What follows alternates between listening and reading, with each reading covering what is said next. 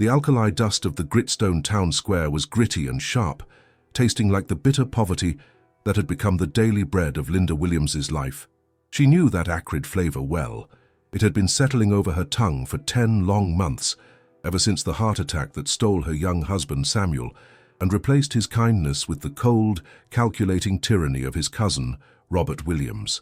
Linda, at 29, felt like a woman twice her age, a worn cotton dress straining over the pronounced swell of her 7-month pregnancy, the only physical inheritance Samuel had left her, and the very thing the town whispered about, calling it a liability.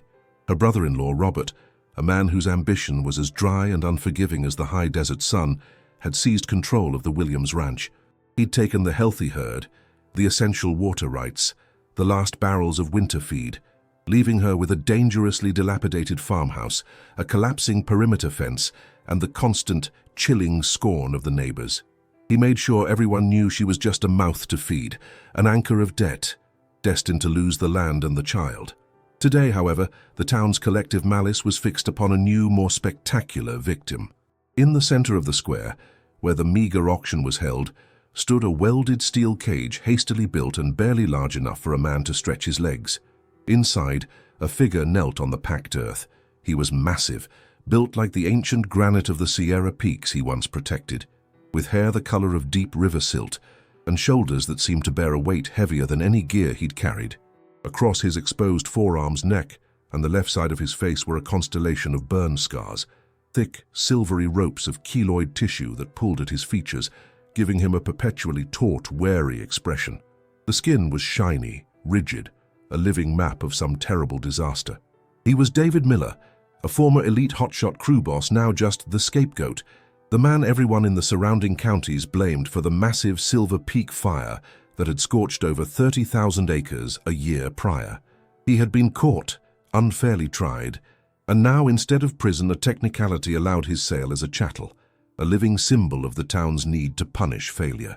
Huddled against his side, shielded from the jeering gaze of the 50-odd spectators, was a boy, Matthew, maybe 9 years old, his face pale, etched with a silent, paralyzing terror.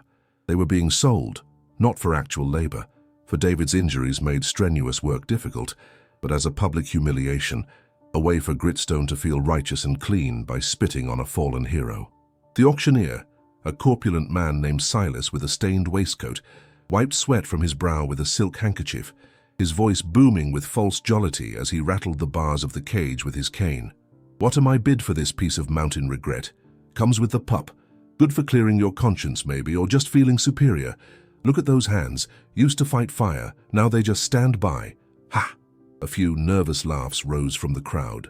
A handful of cheap copper coins were tossed into a bucket, then a few sliver dollars, a paltry sum, barely enough to buy a dozen whiskey bottles. It was a cruel, drunken game. Linda, watching from the periphery, felt the life inside her shift and kick, a small, vibrant protest against the sheer volume of hate being thrown into the cage. She looked at David, at the fierce, protective curve of his body as he subtly screened the boy. She didn't see the scarred monster the auctioneer described. She saw a father, exhausted but unbroken. She saw the same raw desperation that clawed at her own throat every time she tried to secure a loan or face Robert's smirking confidence. The boy's eyes, huge and dark, flickered up and met hers across the distance. Just a brief, fleeting moment. In them she saw not tears but a terrifying, fathomless emptiness, an acceptance of fate that no child should bear. Linda's hand went to her neck, finding the cool, flat surface of the silver locket her mother had given her, the only true family heirloom that had escaped Robert's notice. Samuel had proposed to her holding it, telling her the silver matched the stars in her eyes.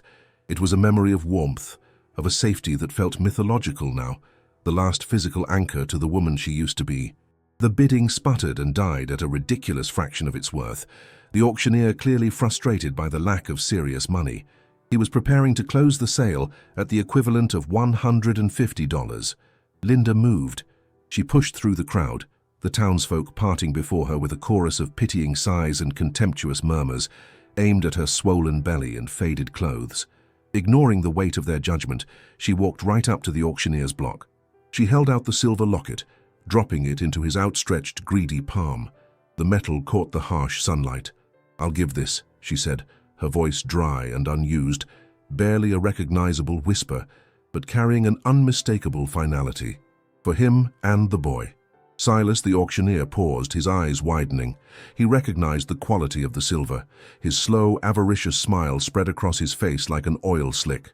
"Sold!" he bellowed, snatching the locket. "To the widow. The beast is hers." The crowd dissolved into a stunned, confused silence. Robert, Samuel's cousin, shoved his way violently to the front, his face a mottled purple of rage. "Have you gone mad, Linda? Throwing away good silver on that thing? He'll burn down what little you have left." She did not deign to answer him. She turned instead to the man who now belonged to her. David slowly raised his head. For the first time, his stormy, deep-set eyes met hers. They were the color of smoke over a deep glacier, and they held an agony so intense she felt the cold echo of it in her own body. He did not look grateful. He looked like a wild animal, cornered and exhausted, ready to destroy the first person who dared to touch his young. The heavy iron key was thrust into her hand. The lock on the crude cage door was stiff, smelling of old smoke and neglect. Her fingers fumbled against the cold, unyielding iron. The crowd held its breath, waiting for her foolishness to be rewarded with violence, waiting for her to be punished. The lock finally clicked open. The heavy steel door swung inward with a groan. David did not move. He only watched her, his body coiled, wary. Linda took 2 slow steps back, giving him an expanse of space. She did not look at him as an owner, nor as a savior. She looked at him as an equal in this vast, desolate valley of human suffering. She gestured with her chin toward the overgrown, difficult trail that led out of town and wound up into the rough foothills toward her crumbling ranch. It was an invitation, a lifeline, an escape. David rose slowly to his full, immense height, pulling Matthew gently behind him. He walked out of the cage, never once taking his eyes off her. The crowd shrank away from his presence. He followed her, his leather boots scuffing the dusty road. A man and his son, bought with a memory of love, following a woman with nothing left to offer but a direction, away from everything. The long walk back to the ranch, approximately 5 miles, was a silent, grueling pilgrimage under the late afternoon sun. The town's judgment felt like a physical weight on Linda's back, a cold hand pushing her forward. David followed about 20 feet behind, a silent sentinel of quiet, contained menace. Matthew walked within his father's shadow, his small hand gripping the back of David's scorched denim jacket. Her ranch house was little more than a sun-baked wooden shell, listing slightly on the cracked hillside, too tired to stand straight. The front porch steps were rotten, and the remnants of a once vibrant vegetable garden were choked by thorny tumbleweeds. It was the address of last resort. She pushed the sticking door open. The interior air was cool, smelling faintly of dry earth and 10 months of solitude. She turned, half expecting David to have vanished, to have dissolved back into the wilderness that was his true home. But he stood there, at the edge of the dust-blown clearing, his eyes sweeping methodically over the deplorable state of the property. He registered the collapsed section of the corral fence, the broken wind chime rattle of the window pane in the kitchen, the deep, shadowed rut of the dry creek bed. Then he looked at her. He saw the profound exhaustion pulling at the corners of her mouth, the uncontrolled tremor in her hands. He saw the way her hand instinctively cradled her swollen abdomen, a gesture of pure, primal protection. Without a single word, he turned, signaled to Matthew, and walked toward the edge of the scrub oak woods, his son trailing him like a perfect, silent echo. Linda watched him, her heart knotting with acute uncertainty. Had she truly just given away the last symbol of her marriage for absolutely nothing? Minutes later, he returned. In his arms, he carried a massive load of weathered, sturdy lumber salvaged from an old fallen storage shed that had blown down long ago. He dropped the load near the barn, then returned for a second, heavier trip of dry deadfall and kindling. He moved not with brute force, but with an almost surgical efficiency. The deep, ingrained instinct of survival and resource management drilled into him by years of fighting fire. He found an old rusted shovelhead and, using the sharp edge, carefully carved a depression in the earth near the barn where the fence was broken. He found 2 heavy, sharp-edged river stones, and with a series of quick, skilled blows, he chipped the lumber into sharp stakes, driving them into the ground. He was rebuilding her physical world, one small, solid, irrefutable piece at a time. He wasn't doing it for himself. He was doing it because the collapse of the fence meant the failure of the ranch, and the failure of the ranch meant the death of the shelter. It was the first act of true practical security she had experienced in almost a year, and it came from a stranger she had purchased like a tool. A new silent rhythm settled over the Williams Ranch in the weeks that followed, a language spoken not through words, but through the deliberate, honest effort of hands against earth and wood. David, the scarred firefighter, would disappear before the first grey light of dawn, moving with an economy of motion, a deep, ingrained respect for the mountain terrain. He would return not with rabbits, but often with buckets of wild, nutrient-rich berries or medicinal herbs he knew grew in the high country, a sign of the specialized life-saving knowledge he possessed. His focus was fixed on infrastructure. He shored up the sagging foundation of the barn with stones and mortar he mixed himself. He cleaned out the rusted, defunct pump house and replumbed the pipes to draw what little groundwater was left. He was meticulously reconstructing Linda's world, piece by piece, fighting the slow structural collapse that had been threatening her life. Linda, in turn, worked the small, dry patch of land she still called her garden, coaxing tired root vegetables and hardy greens from the stubborn soil. She found Samuel's old medical kit and began the slow, painful process of tending to the deep, neglected burn scars on David's skin, applying soothing homemade salves to soften the rigid tissue and ease the constant pull. Her needle moved in and out of the rough fabric of his jacket, patching tears with the same focused care she used when tending the soil. She would leave a basin of cool, freshly drawn water and a small portion of her dwindling coffee beans near his sleeping area in the barn, and in the morning the basin would be clean, the offering accepted. They moved around each other like two solitary celestial bodies, orbiting their shared purpose, survival. The boy, 9-year-old Matthew, was the silent, watchful moon that circled them both. Matthew was the first to genuinely bridge the vast, unspoken distance between the adults. He watched Linda constantly as she worked, his dark eyes filled with a curious, almost scientific interest. One crisp afternoon, as she was spreading fresh peat moss around a few young apple saplings, Matthew approached. He held out a piece of dark slate, smooth from the creek bottom, and on its surface he had meticulously scratched a simple drawing, a tall, thin woman bending over a patch of earth, shaded by the rough outline of a large, protective figure. He placed the slate in her palm, an unprompted offering, a small, tangible recognition of her labor, and then retreated swiftly to his father's side. Linda tucked the slate into her apron pocket, the warmth of the small gift spreading through her like a slow heat. That night, a severe, unexpected early frost swept down from the peaks. The air in the farmhouse turned glacial, and the brittle sound of ice forming on the exposed window panes echoed the tightness in Linda's chest. She worried not only for her own immediate safety, but for the tender vegetable starts, the last of her winter provisions, and the wellhead, which could easily freeze and burst. She shivered violently, curling into a tighter ball on her pallet of salvaged quilts, attempting to shield her heavy abdomen from the penetrating cold. Through the intense darkness, she saw David rise from his pallet in the corner of the room, near the cold hearth.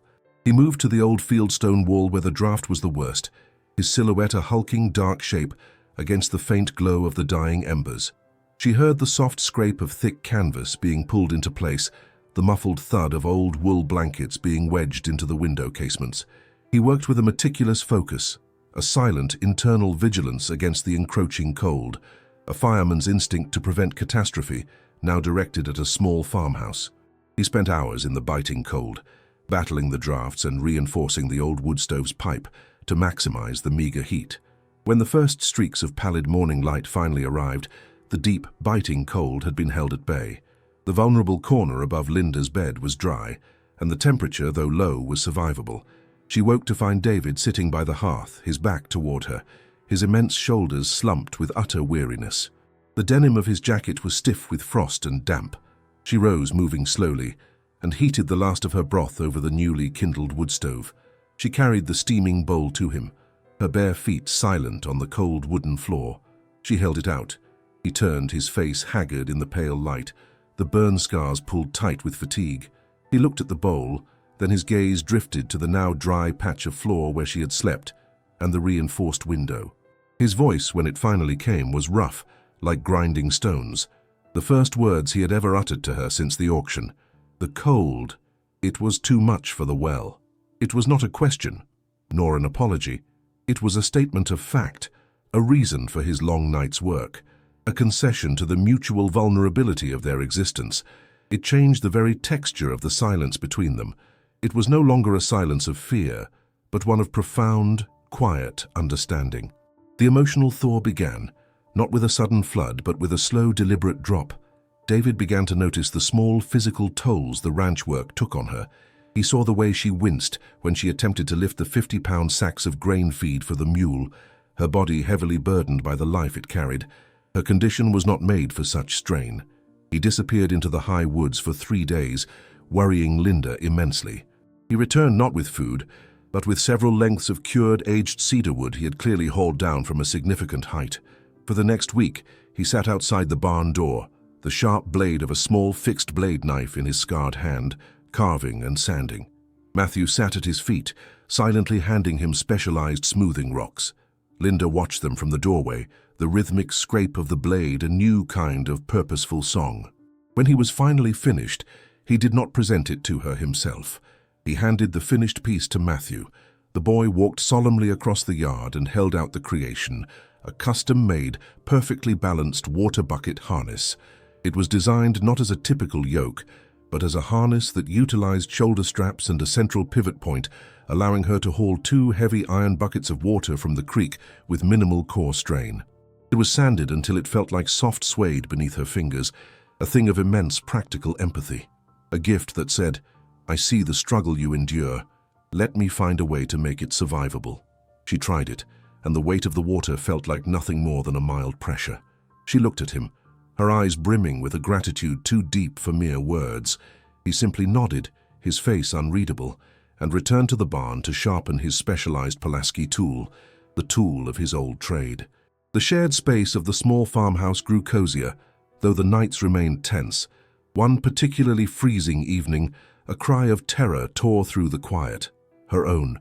She woke up gasping, her heart hammering against her ribs, the phantom touch of Robert's greasy hand on her shoulder, and the echo of his voice claiming ownership of her unborn child. She sat up shaking, bathed in a cold sweat. Across the room, near the low-burning fire, David was already awake. He was not looking at her. He was staring into the flames, his hand clenched around a small leather-bound pouch that contained his old firefighter insignia and patch, the last relic of his service. His knuckles were bone-white. The expression on his face was one of such profound, raw, unguarded grief that it stole the air from her lungs. He was no stranger to nightmares either. They did not speak of it, but in the flickering light, 2 lonely souls acknowledged the shared geography of their pain. Her ghosts were different, but their weight was the same. A fundamental shift occurred within her. She was no longer just the survivor, the recipient of his quiet labor. She was a partner, actively invested in the building of this fragile, shared piece of stability. She began to assert her emotional presence in small, defiant ways. She found a cache of old paint, and using the last of her husband's savings, painted a bright, hopeful blue stripe around the porch frame, a splash of defiant color against the sun-blasted gray wood. She started to sing. At first it was a quiet, almost inaudible sound as she worked. Old ranch lullabies her own mother had sung to her, songs of hearth and security. Matthew began to gravitate toward the sound, sitting near her as she shelled beans, his head tilted, listening. One evening, as the shadows lengthened, he leaned his small, tired body against her knee as she hummed, a silent, powerful request for comfort. She placed a heavy, reassuring hand on his dark hair, and he did not pull away. She was no longer just a woman waiting for her baby to be born. She was a woman actively, purposefully making a home for all of them. The peace they found was a thin sheet of ice over a deep, turbulent river, ready to shatter. We're at the heart of our story, where a transaction turned into a true partnership. If you're finding that connection and resilience inspiring, please consider hitting the subscribe button and joining our community. It helps us bring more stories of overcoming adversity and finding new beginnings right here. But before we continue to the dramatic climax, I have a question for you. What small practical act of service or kindness, like the water harness, has ever fundamentally changed the way you viewed a difficult relationship or situation? Tell us your story in the comments below. The precarious peace was violently shattered by the heavy, authoritative sound of multiple horses' hooves cutting across the brittle grass of the dry foothills. A rider approached the ranch, not with the arrogance of a threat, but with the weary caution of a long-time acquaintance. It was Joshua Jackson, an elderly, respected but failing rancher from the next valley over, a friend of Linda's late husband, who looked upon Robert with quiet, profound distaste. He was their urgent informant. "He's coming," Joshua said, his voice clipped and strained as he dismounted. "Robert, he's been telling anyone who will listen in Gritstone that you've shacked up with a condemned man, a fire starter. He's convinced the new sheriff, Jason Sanchez, and a posse of 20-odd fools that you're unstable and an unfit mother. They aim to come up here when the child is born to take it for safekeeping and then seize the ranch." The words struck Linda like a physical blow, the old, paralyzing fear, cold and sharp, piercing through the fragile warmth she had cultivated. Her hand immediately flew to her 8-month pregnant belly. David, who had been sanding a new, sturdy doorframe near the barn, stepped forward, and the change in him was instantaneous and terrifying. The quiet builder, the dedicated carer, was gone. In his place stood the formidable man from the cage, the hotshot crew boss protecting his sector. His eyes, fixed on Joshua, were chips of polished, dangerous obsidian. After Joshua had ridden off, a tense electric energy filled the dusty clearing. David began to work with a fierce, focused intensity. He reinforced the main door with a heavy, steel-plated bar he scavenged from an old logging skid. He used thick adobe mud to seal the windows completely, leaving only narrow sightlines. He moved piles of cured, smoky deadwood and dried scrub to the ridge above the main access road, creating a crude but effective plan for a controlled smoke diversion. He disappeared for a tense, fraught hour and returned with his heavy-duty Pulaski tool, the axe-hoe combination used for cutting fire lines, wrapped in oilcloth. He checked the razor-sharp edge of the blade, his movements precise and deadly. Then he turned to Linda. He held out the shearing knife he used for trimming thick brush. The handle was worn smooth from use. "For you," he said, his voice low, flat, and final. "Stay near the boy. Do not wait them out." Linda took the heavy knife. The weight of the steel in her palm was solid, real. This was not a moment for hiding. This was a fight they were in together. "There's a better way," she said, her voice steady, tapping into the deep, intuitive knowledge of the land her husband had taught her. She took a splinter of wood and drew a map in the dirt. "The trail they'll use is here. But this box canyon, it's narrow, a bottleneck. And here," she pointed to a spot 200 yards from the house, "is the collapsed root cellar deep enough for me and Matthew to hide." David looked from her drawing to her face. He saw not a helpless victim, but a strategist, a full partner in their defense. He nodded slowly. The plan began to form between them, a silent, urgent collaboration forged in the face of the imminent storm. They came at the true stark light of dawn, a ragged, overconfident line of 22 men on horseback, led by Robert and the pompous sheriff Jason Sanchez.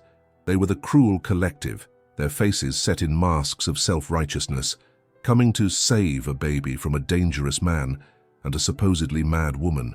They were coming to take what was not theirs. David was hidden high in the rocks above the box canyon, his Pulaski tool resting on the jagged ledge. Linda and Matthew were curled inside the cold root cellar, the air thick with the smell of damp earth and dread. Through a narrow crack in the rotten wood door, Linda watched the posse approach. As they entered the narrowest point of the canyon, a sharp, piercing whistle cut through the still air. From the ridge, David ignited the carefully arranged smoke diversion. Thick, choking plumes of ash and sulphurous smoke erupted, not dangerous fire, but enough to panic the horses and blind the riders. The posse fell into disarray, men yelling, horses rearing. It was the diversion they had planned. But Robert was driven by a powerful, poisonous greed that made him reckless.